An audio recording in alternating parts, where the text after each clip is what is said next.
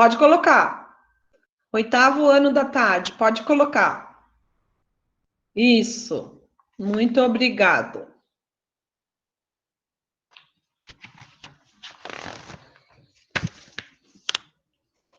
Vamos lá, pegando a apostila de vocês, página 11. Página 11.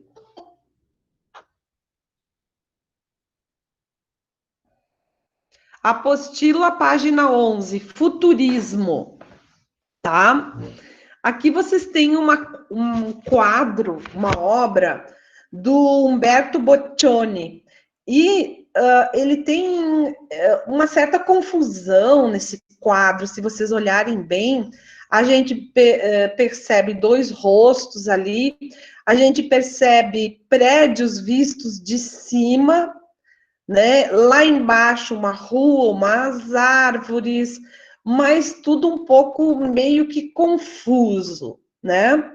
A gente vai ver do que se trata isso. O futurismo foi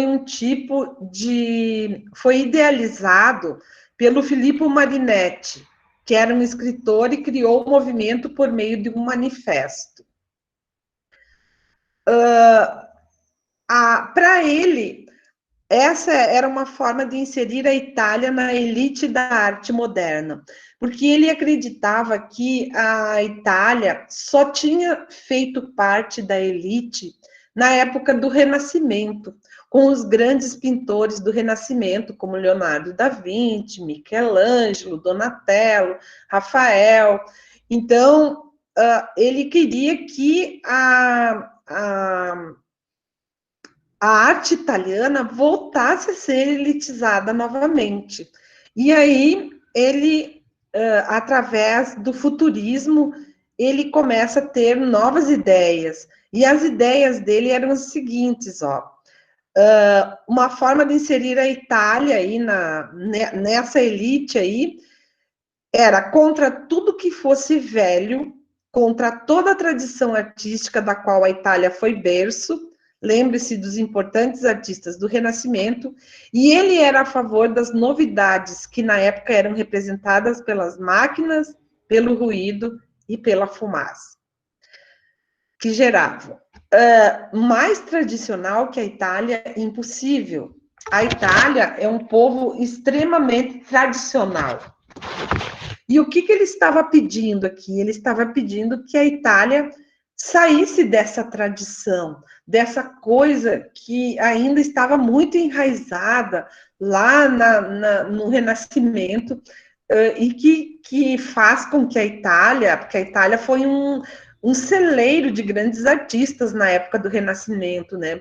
E continuou durante muito tempo sendo produzindo vários artistas, os artistas tendo vários ateliês, tendo vários escultores, não só na pintura.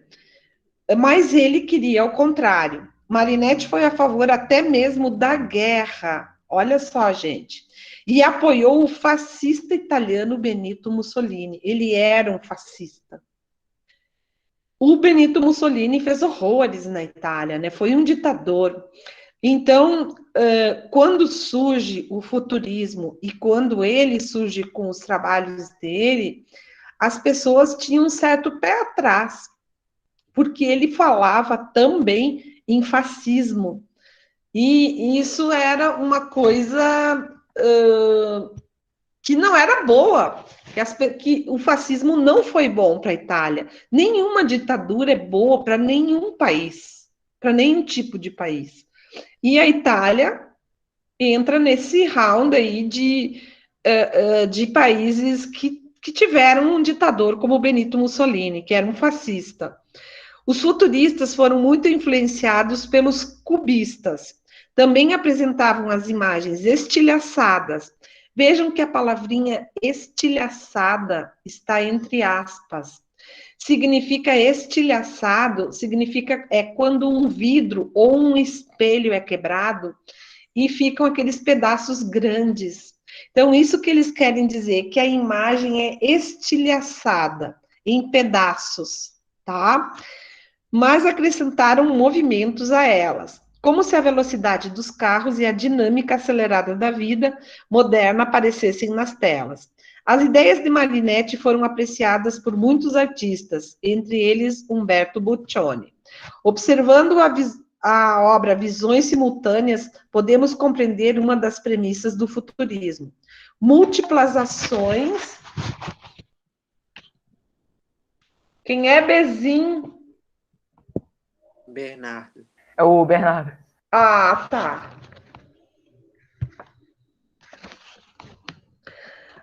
Múltiplas ações aparecem em diferentes momentos e lugares e são todas mescladas. Pessoal, o que vocês têm que sublinhar aqui para na próxima prova ficar um pouco mais fácil? Vocês vão pegar logo abaixo ali no primeiro parágrafo do texto, na terceira linha, onde tem Marinetti era contra tudo que fosse velho. Sublinhe, Marinetti era contra tudo que fosse velho, até pela fumaça que elas geravam. Até pela fumaça que elas geravam. Conseguiram pegar?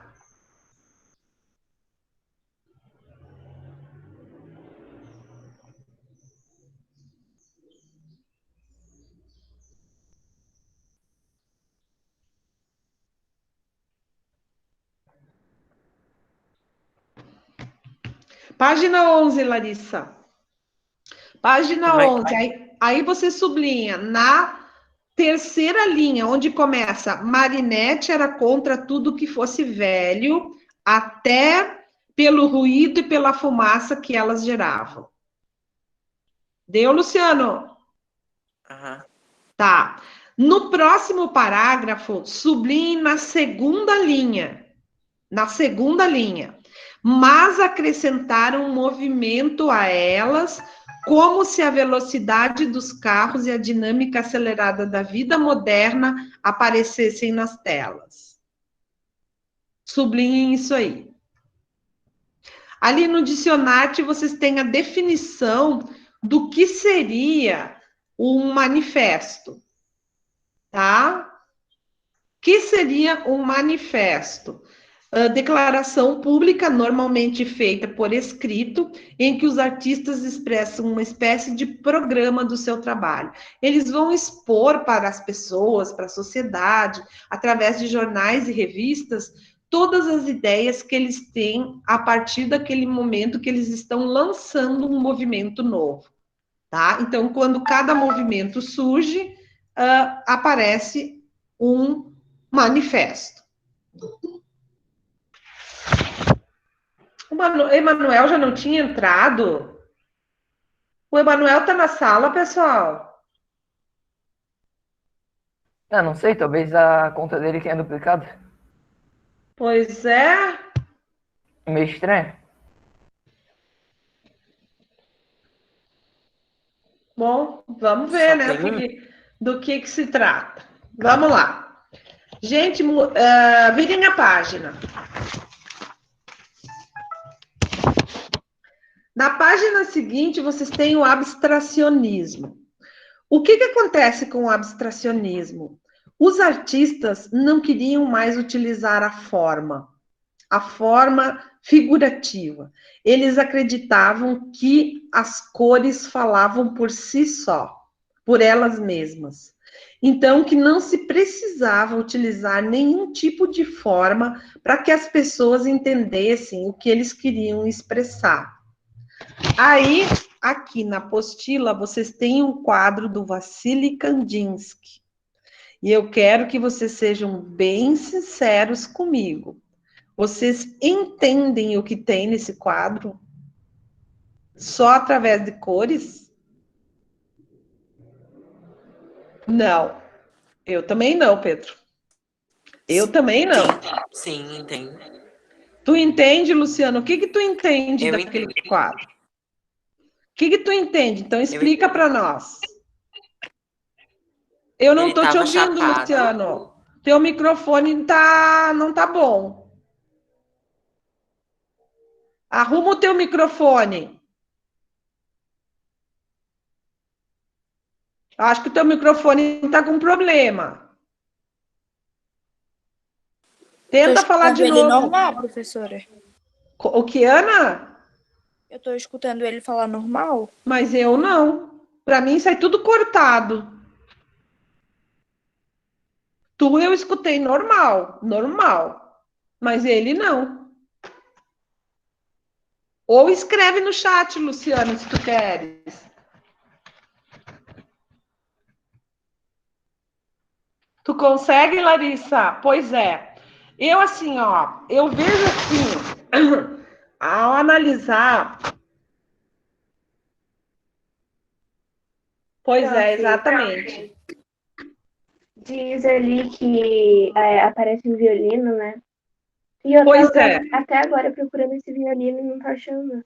Então, ali diz assim, ó, na arte dos cubistas e dos futuristas, as figuras representadas aparecem bem diferentes do que são na realidade, mas ainda é possível identificá-las, como a gente viu ali no futurismo. A gente viu que tinha imagens confusas na obra do Umberto Boccioni, mas a gente sabia que eram prédios, que eram rostos.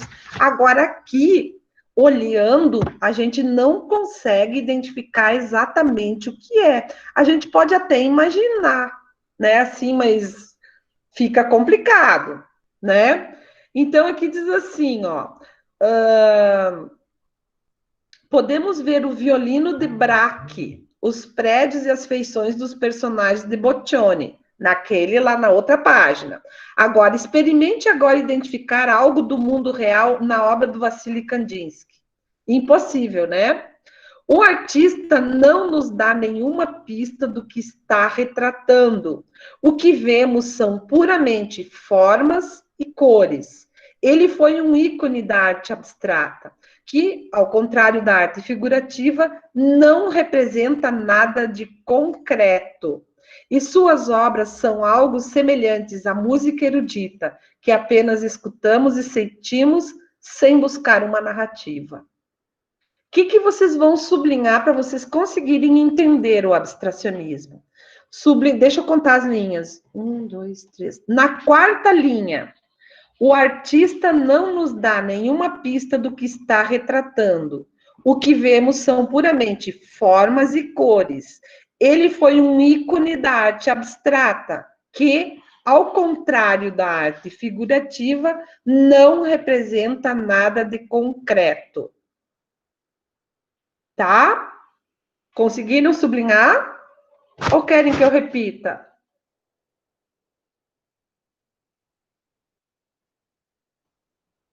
Conseguiram?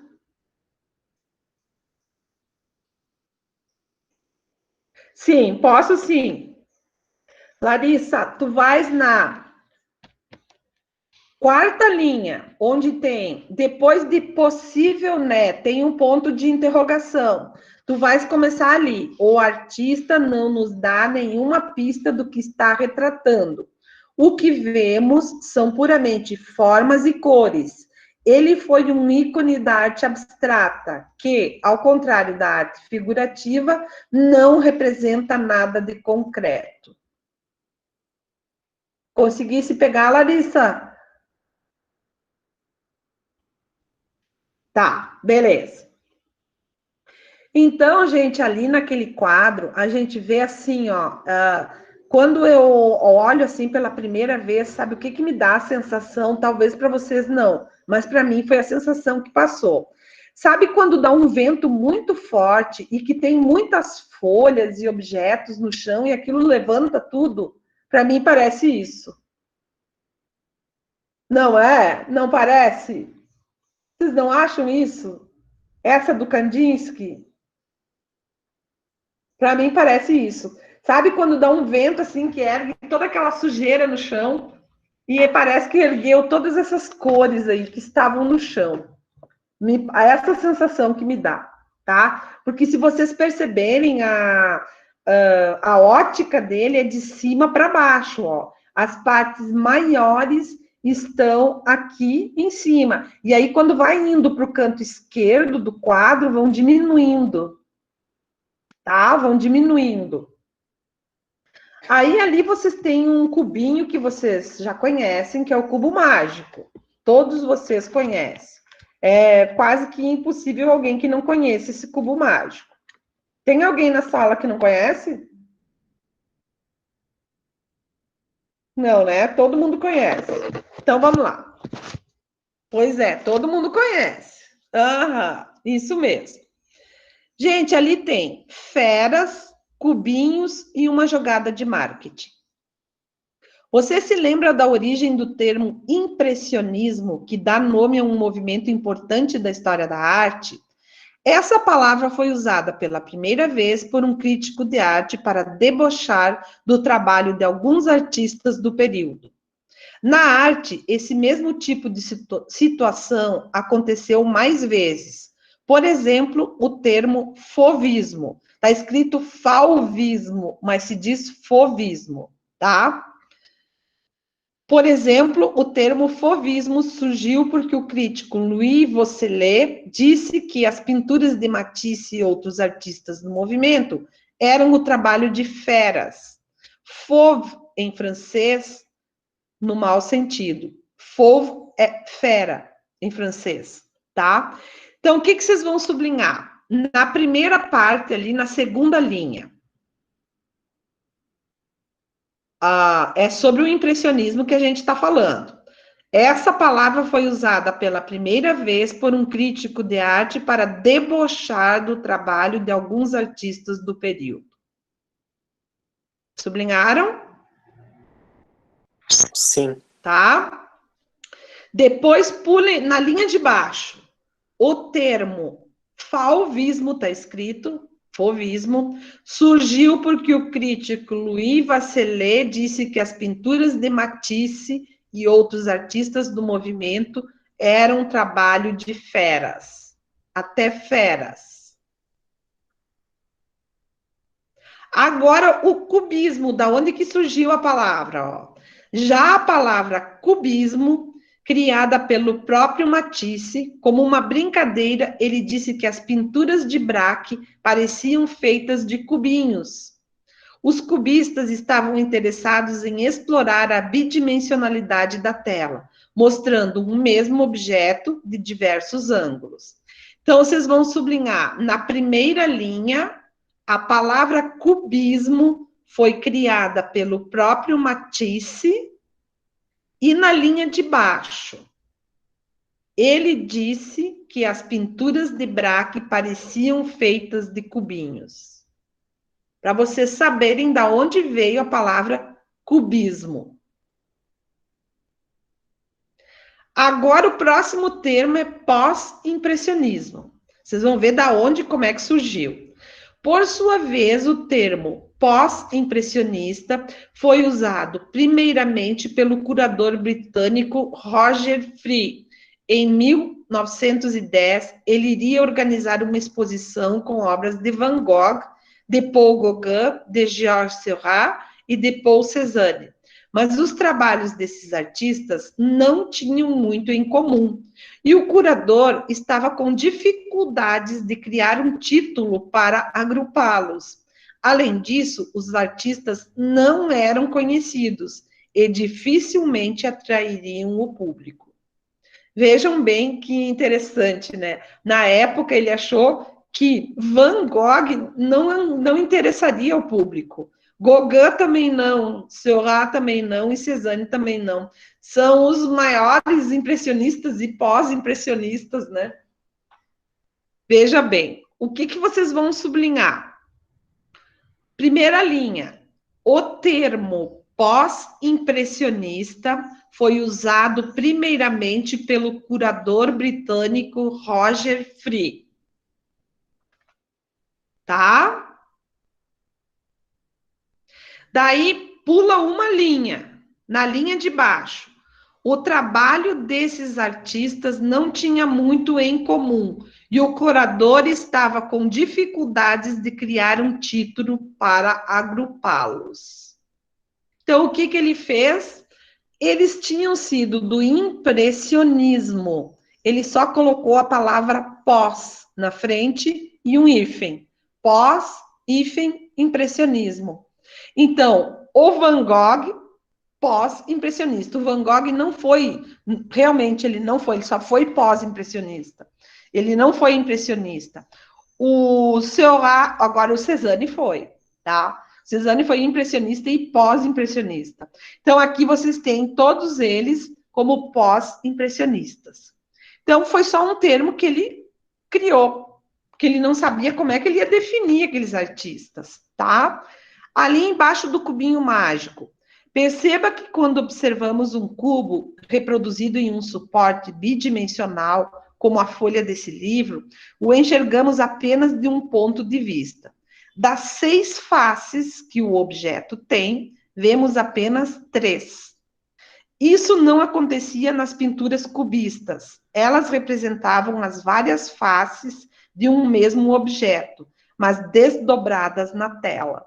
Então, quando a gente vê a representação de um cubo no papel, como aqui, a gente não consegue ver todas as partes desse cubo. A gente vê aqui 3 delas, a parte de cima e as laterais.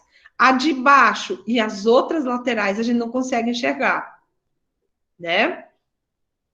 Tá? O que o cubismo fazia? Desconstruir esse cubo aí, essa forma, e colocava na tela desconstruído. E dessa forma que os espectadores viam. Fala, Luciano. O Van Gogh, ele não é impressionista? O Van Gogh é pós-impressionista. Ele não é impressionista. Ele é pós-impressionista. Eu sempre estudei Ele ele. já fazia obra impressionista. Ele já pintava, assim, na época, só que ele foi pós-impressionista. Olha na página 9, Luciano. Tem pós-impressionismo, uma barra e expressionismo. E daí tem o quadro do Van Gogh, que é o Noite Estrelada. Ele é pós-impressionista, tá? Agora, gente, na 13, a gente continua esse raciocínio dos nomes dos movimentos artísticos, tá? Acontece que no mesmo evento seriam expostas pinturas de Edouard Manet, e esse artista, bem como a arte impressionista, já era bastante conhecido e valorizado. Por isso, Free chegou à conclusão de que as palavras Manet e impressionistas deveriam fazer parte do título. Acrescentou, então, o prefixo pós, e em uma jogada de marketing para tornar a exposição mais interessante, acabou criando um movimento, entre aspas, ao apresentar a exposição chamada Manet e os pós-impressionistas, tá? Então, como você pode observar, boa parte dos movimentos modernos que conhecemos não surgiram de uma intenção clara. Ninguém acordou de manhã e pensou, hoje vamos fundar o cubismo. A busca por novas formas e pelo rompimento com a representação da realidade foram os princípios que orientaram os artistas da época. Sublinhem essa frase bem sublinhada. A busca por novas formas e pelo rompimento com a representação da realidade foram os princípios que orientaram os artistas da época. Sublinhem bem.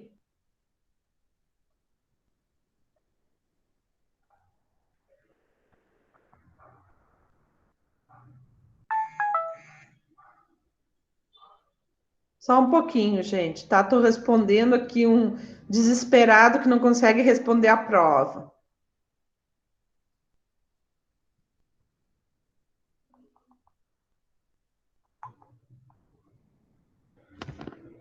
Deu. Sublinharam, pessoal? Sim? Ou ninguém me responde, eu tô achando que sim, né? Luciana, eu não te ouço, meu querido. Abre o teu microfone e fala de novo comigo. Oi. Agora sim. Agora sim. Então, vamos lá, continuando. A maioria deles não desejou ser o pivô de uma grande revolução ou inscrever seu nome na história da arte ocidental. embora esses tenham sido os resultados que esses artistas conseguiram por produzir um tipo de arte radicalmente diferente de tudo que existia até então. Então, o impressionismo, ele é o primeiro movimento artístico que vem quebrar com aquela ideia do figurativismo, do certinho, do retrato perfeito, das obras perfeitas. Ele é o primeiro movimento que vem quebrar essa história toda aí. E aí, a partir dos impressionistas, a liberdade estava tomada. Então, a arte começou a modificar radicalmente. Aqui, a gente vai conhecer um artista que é o Gustav Klimt. Na época que ele viveu, ele foi um revolucionário, tá? Por quê? Vocês vão ver agora. Ó. Além de obras de arte, muitos artistas modernos também fizeram moda. Por exemplo, em suas pinturas, o pintor austríaco Gustav Klimt dedicava grande atenção ao vestuário. Observe o retrato que ele pintou de sua companheira Emilie Flegg, uma importante estilista, também austríaca. O vestido dela aparece ricamente ornamentado, como um caleidoscópio, e às vezes se mistura ao fundo da tela. O que ele fazia, gente, o Klimt? Olha bem a época que ele nasceu, 1862 e morreu em 1918. Nessa época, ele ele tinha a ousadia de usar essa túnica que ele está vestido ali, ó. Estão vendo? Ele e ela, ó. Posam com suas túnicas em Viena, em 1905, numa época em que o espartilho era o que mais era usado. E eles ousaram usar isso. E ele foi além, ele ousava criar tecidos nos vestidos. Então, as obras dele apareciam algumas partes do corpo humano bem feitas, como tem aqui o rosto, aparece aqui um pedaço do peito e as mãos dela, normal. Aí ele criava o vestido. Olhem que coisa linda o vestido, gente. E aí, Luciano, o que tu me diz desse vestido? Não sei, não gostei. Não gostou? Eu já vi obras dele, tipo Judite 1 e Judite 2, que são muito lindas, essas eu gosto. Não gostei muito dessa, não sei porquê. Mas olha bem, o que eu tô falando aqui, gente, para vocês entenderem, é que na época em que ele viveu, um homem se interessar por moda era o fim do mundo, sabe? E ele não estava nem aí para o que os outros achavam. Inclusive, ele usava essas túnicas ali, ó, tá? Numa época em que homem só usava terno, em que não tinha como se utilizar outra roupa. E as mulheres espartilho, e aqueles vestidos, meu Deus do céu, cheios de enfeites. E olha a roupa dela, é uma túnica. Virem a página. Na página seguinte, vocês têm os dois artistas também criaram juntos modelos de túnicas soltas e brilhantes, que combinavam diversas texturas. Essas, sim, para serem vestidas em uma época em que o uso dos incômodos espartilhos era praticamente obrigatório para as mulheres. Outro artista que também idealizou alguns trajes foi o italiano futurista Giacomo Balla. Para ele, era preciso romper com o terno, que ele considerava tedioso e decadente, e inventar uma roupa que estivesse mais relacionada com o futuro, transmitindo o frenesi da modernidade. Todo mundo sabe o que é terno? Todo mundo sabe, né? Sim. Os outros também sabem? Ninguém me respondeu? Todos sabem, gente, o que é um terno? É aquele casaco que os homens usam com a calça da mesma cor e daí utiliza uma camisa com uma gravata, tá? Então, o terno completo, ele pode ser com colete. Tem o colete, o casaco e a calça da mesma cor. Mas também são vendidos ternos que não têm aquele colete, que são só o casaco e a calça. Então, esse Bala aí, o Giacomo Balla, ele era contra o terno. E aí ele começa a criar digamos, terno diferente. Mas olha ali o que ele criou, gente. Olha ali o terno dele, amarelo e verde. Quem é que iria vestir isso? Me diz. Ô, professora, quando eu fazia o curso de artes, né, a gente teve que fazer uma releitura de Nuda Verita, que é uma obra de Gustavo Klimt. Aham. E daí? E daí Luciano. que é bem estranho, né? É. Não tinha exatamente. nada cobrindo a mulher. Aham. Então, vejam aqui que ele propõe um terno que é uma blusa, literalmente, é uma blusa e uma calça que nem é tão comprida assim, ela é meia curta. E tem ali a cor amarelo, preto e 2 tonalidades, eu acredito, de verde, né? Então, é quase que uma fantasia. Então, imaginem naquela época aparecer uma pessoa e propor que não se usasse mais terno e se usasse isso. Era o fim do mundo, né? As pessoas não imagina naquela época era nossa, tá? Então ali diz assim, ó, provavelmente você já notou que as roupas formais masculinas são infinitamente mais discretas que as femininas e normalmente em tons mais sóbrios. Bala refletiu sobre o assunto e criou peças masculinas absolutamente vívidas, com cores fortes que ele chamou de linhas velocidade, formas barulho, ritmos cromáticos e interpenetração de planos. Ele criou ainda a ideia de modificadores, que eram pequenas peças para serem fixas com colchetes na roupa, de acordo com a variação do humor de quem os estivesse usando. Nas peças a seguir, observe a proposta do artista no que se refere à assimetria e à justaposição das partes. Então, ali vocês têm o terno, do lado, o desenho de uma bolsa de 1916. A bolsa é linda, eu adorei a bolsa. E tu, Luciano, gostasse da bolsa? Então, né? Não? Eu acho que ela faria sucesso nas passarelas, só que, né? Mas ela é bem bonita. Agora, vejam os ternos lá embaixo, tá? Vejam os ternos e a data, 1914. Olha o casaco e a calça do primeiro. Depois só o casaco estampado, depois o casaco e a calça novamente, ó. E ali embaixo, nos quadradinhos embaixo, ele tem em detalhe o desenho do tecido, né, da estampa do tecido que ele usaria para fazer esse tipo de roupa aí. Bom, eu acho que assim a gente não precisa muito comentar que não foi muito bem aceito, né?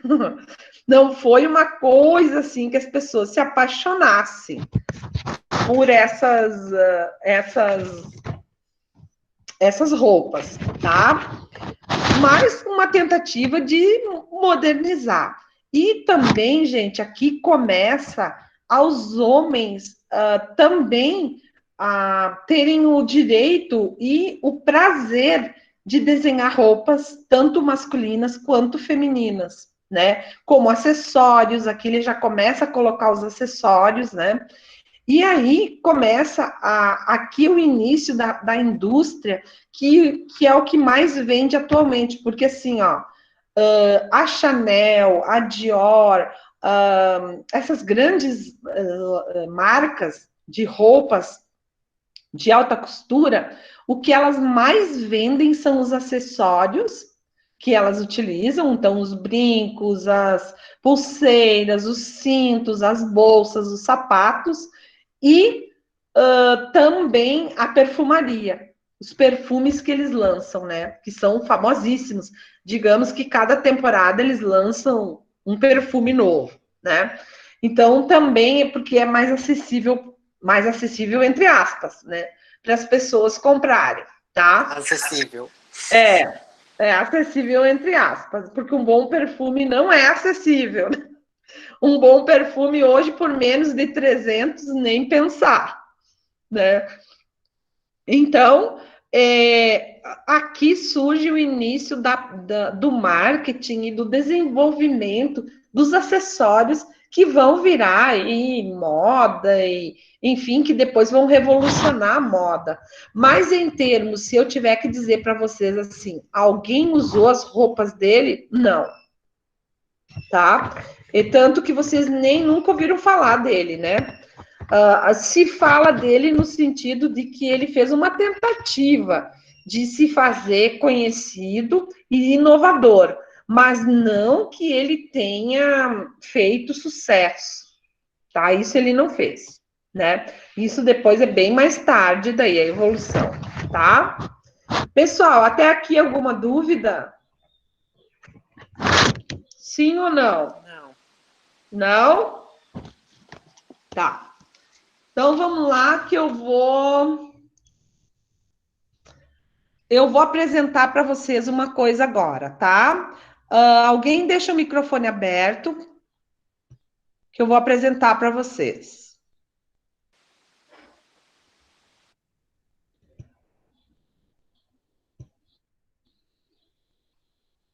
Demora um pouquinho, tá, gente?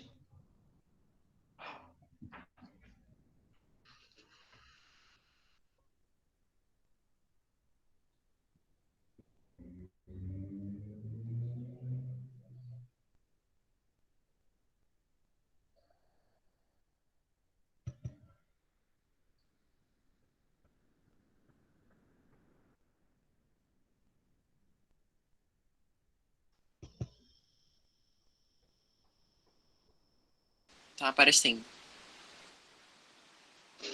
Já abriu a imagem, Luciano, ainda não? Não.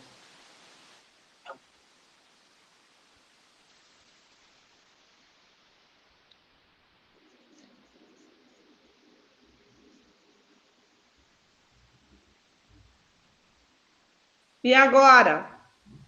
Agora abriu. Toblerone. É um negócio de chocolate Tá. aí, né, professora? Esse é um chocolate, tá? Sabia. Então, assim, ó.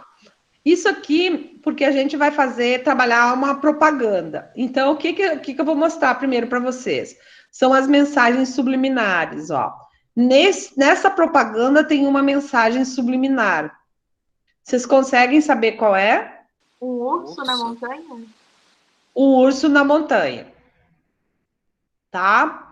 Que representa o cantão onde o Toblerone foi criado na Suíça, tá? Vocês já tinham visto essas propagandas ou não? O Toblerone, sim. É um chocolate, né, professora? Sim, não, mas eu já tinha mostrado para vocês ou ainda não? Não. Tá. Então, seguinte, ó.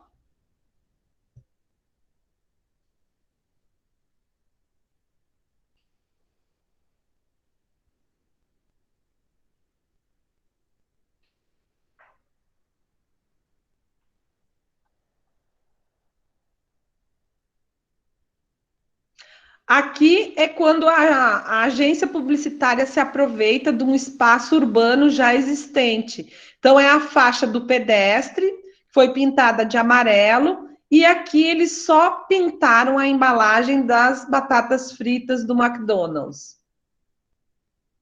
Tá? Todo mundo tá vendo?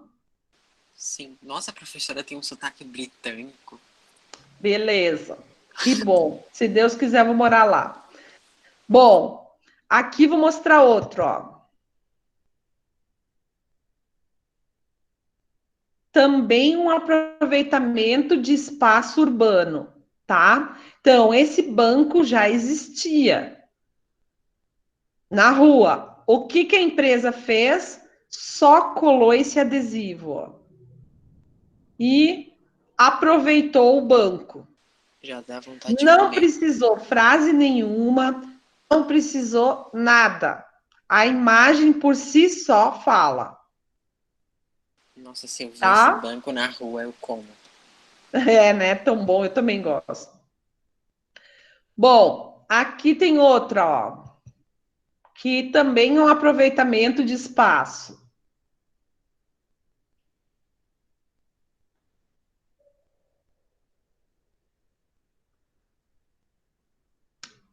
Aqui era um túnel, né? Aqui vocês veem a montanha aqui, né? O túnel atravessa. E aqui a propaganda de um restaurante que está convidando para fazer uma parada para comer nesse restaurante aqui, ó. Tá? Então, foi aproveitado, fizeram a empresa colocou toda essa armação metálica e essa lona impressa aí com os dizeres e a imagem. Esse Muito não deu criativo. Certo, não. Muito criativo. Não gostei desse. Agora, quando a empresa é tão famosa que ela não precisa muita coisa, ela só põe o nome dela e uma coisinha ou outra e deu. Ó. Faber-Castell, True Colors. O que quer dizer? Cores verdadeiras. Então, a berinjela que a Faber-Castell procura fabricar exatamente da mesma cor da própria berinjela, né? Então não precisa muita coisa. Isso deve custar caro. Outra imagem.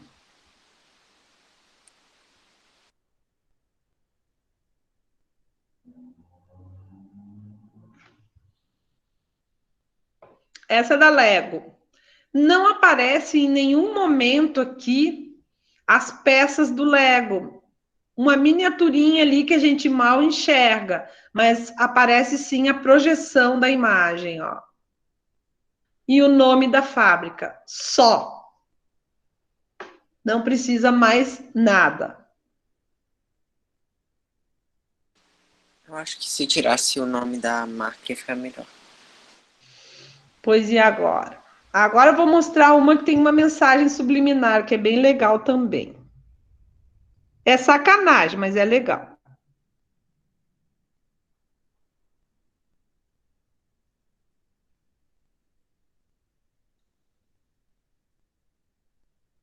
E aí?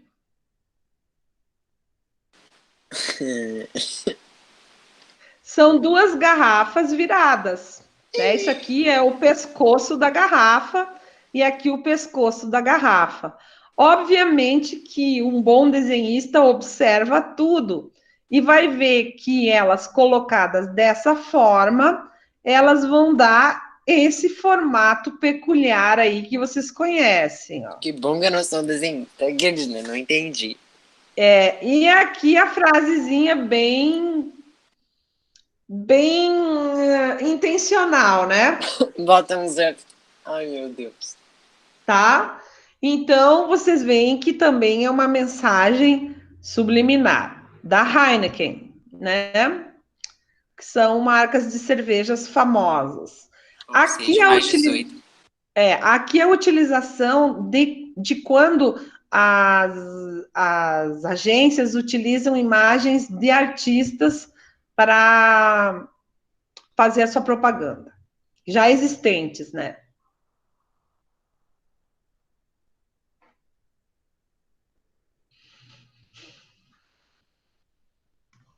Vou ampliar para vocês verem melhor.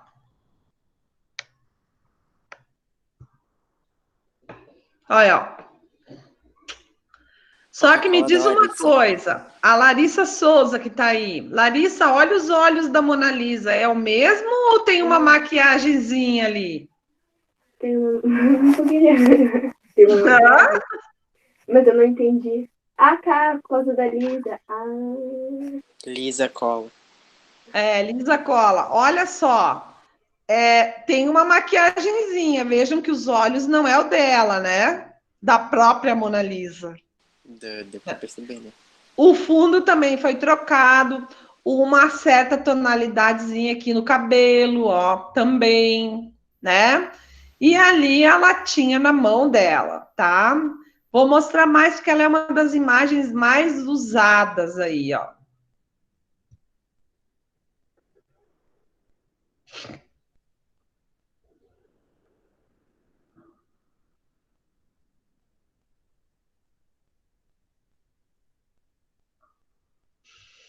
Big Mac, part of the legend. E a Mona Lisa. Balão aqui, né? Só o balãozinho e a imagem, ó.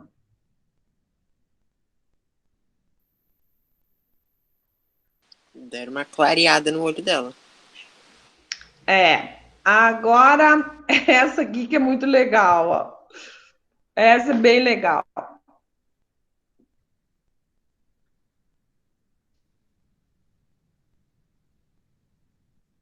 A Larissa Souza. Ó, Larissa. Oi.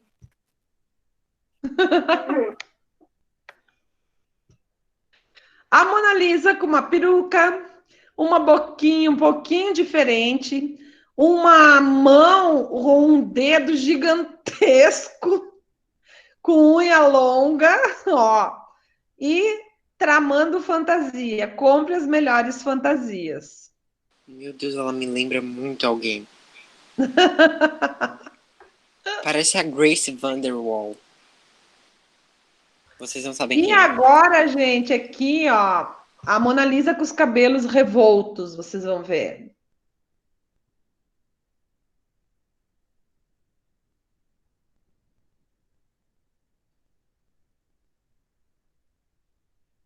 Olha, ó. Bella Scoperta. Motor Show, Salone Internazionale dell'Automobile, Bologna, 17 de dezembro de 2006. Gostei, achei chique. Legal, né? Agora tem uma que faz o trocadilho com o nome. A propaganda em si, ela não é bonita, o interessante é o trocadilho.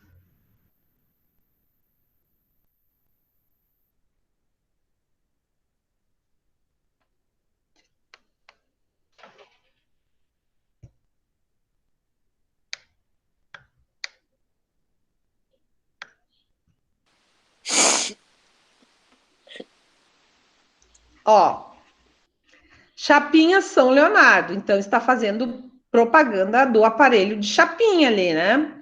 Há 500 anos fazendo a cabeça das mulheres. Mona Crespa e Mona Lisa. O trocadilho com o nome da Mona Lisa, ó. Mona Crespa e Mona Lisa. Eu vivo de chapinha. Professora, não sei se é um trocadilho, mas Leonardo da Vinci. Ó, então aqui tem um trocadilho, ó. Mona Crespa e Mona Lisa. Professora. Ah, Eu diga. não sei se é um trocadilho, mas ele estava dizendo São Leonardo, Leonardo da Vinci. Não, não. Olha agora essa. Sorrindo com a Mona Lisa, exposição de cartoons em homenagem a Gioconda, realizada ao mesmo tempo em Arezzo, Itália, e São Paulo, no shopping São Paulo Market, Brasil. É de 2016. A Mona Lisa com o narizinho de palhaço. Por quê? Porque são cartoons homenageando a Mona Lisa. Cartoons são sempre o quê? Cômicos, né? Então, o narizinho remete aí às graças do palhaço. Gostaram? Preconceito com a Mona Lisa. Gostaram das propagandas? O que o Pedro achou mais ou menos, Pedro? E o trocadilho você achou ruim? Pedro, tu tá ficando um cara chato, meu Deus, reclamão, parece um velho. Olha, ó. É só mina opinião. Eu tô vendo que é a mina opinião tua. Meu Deus, Pedro. Gente, ó, a proposta seria a seguinte: a gente falou até agora em. Estávamos falando no estilismo masculino, os homens estilistas. Então, o que eu gostaria que vocês criassem? Uma propaganda em que não necessitasse tanto a palavra escrita, mas que a propaganda falasse por si só, de moda. Pode ser? Não vale nota, é um exercício.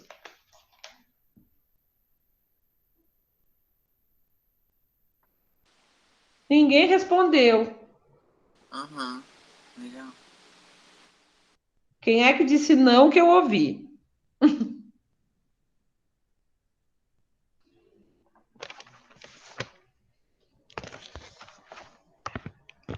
Coreana? Ah, meu Deus. Por que essa menina não vai morar na Coreia? Gente, ó, deixa eu fazer Porque eu rapidinho a não tenho chamada. dinheiro. Porque se eu tivesse dinheiro, eu não estaria aqui no Brasil ainda. A filha da dona da escola, outra escola que eu trabalho, foi a Júlia, ficou 1 ano lá. Ela voltou apaixonada pela Coreia, ela vai voltar de novo. Eu preciso de mané. Ela foi, ficou um tempão lá. Gente, ó, fazer a chamada rapidinho. Ana Júlia, Presente. Bernardo, presente. Eduardo, presente. Emanuel, Presente. ó, o Emanuel mudou a estampa. Emily, Emily, tá ali o ícone, agora não respondeu. Gabriel, Presente. Júlia, presente. Larissa Souza, presente. Sigel também. Luciano também. Nicole.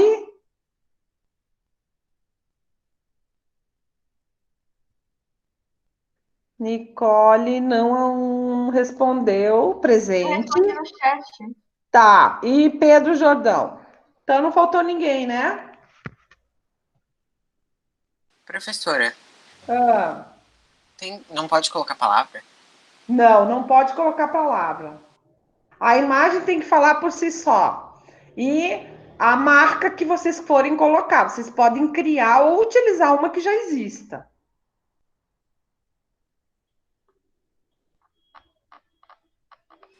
Eu vou fazer uma marca de colírio.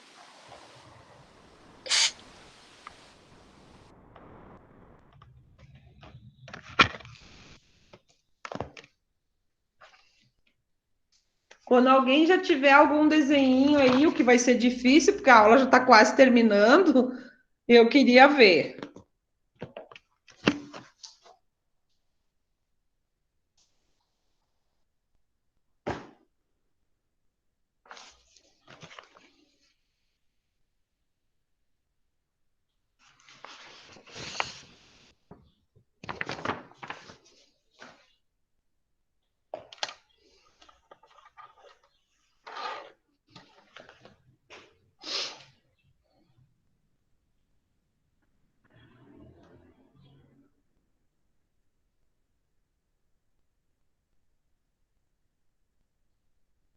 Tá chovendo aí, Luciano?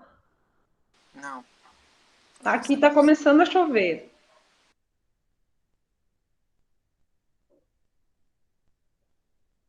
Eu vou fazer um cara fumando cigarro e propaganda de cigarro.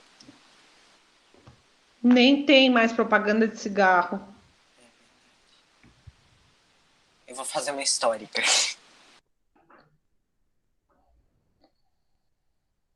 Não, já sei, eu vou fazer uma de prevenção do cigarro. Um cara morrendo porque fumou. Tipo aquela que tem nas carteiras de cigarro? Se você fumar, vai morrer. Aceita que dá menos. Não, o que adianta ter aquilo no cigarro, sendo que as pessoas compram no shopping? É que elas compram pra mostrar pros outros, entendeu? Pra se prevenir.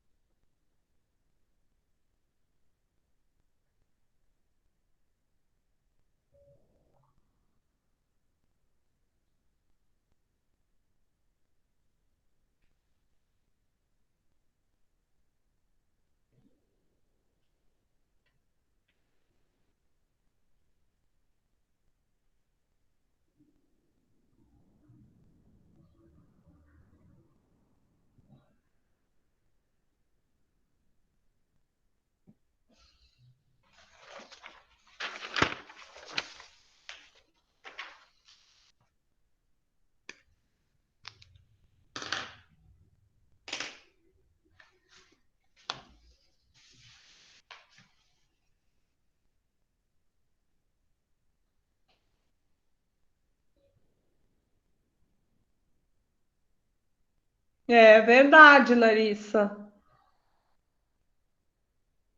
Emanuel, o que que te fez trocar a tua imagem? Hein, Emanuel?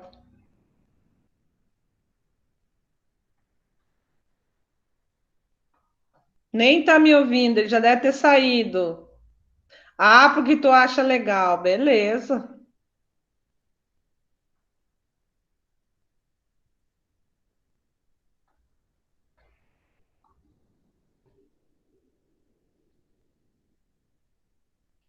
Ah, é a tua foto, não sabia. Estás um pouco diferente, né?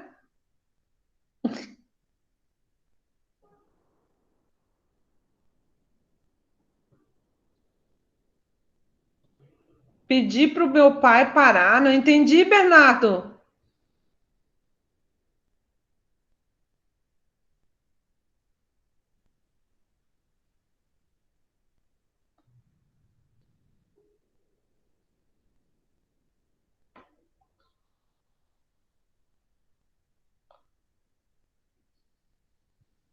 Ah, fumar, ah, sim. Meus amores, chegamos ao fim. Quem fizer, depois me mostra. O Luciano tem que me mostrar também os desenhos que ele fez, que vocês fizeram, que não me mostraram mais, tá? Pessoal, beijo bem grande, tenham um restante de semana bom aí e até a próxima terça. Lembrem de responder a minha prova. Tchau, tchau, gente. Tchau. Tchau. Tchau.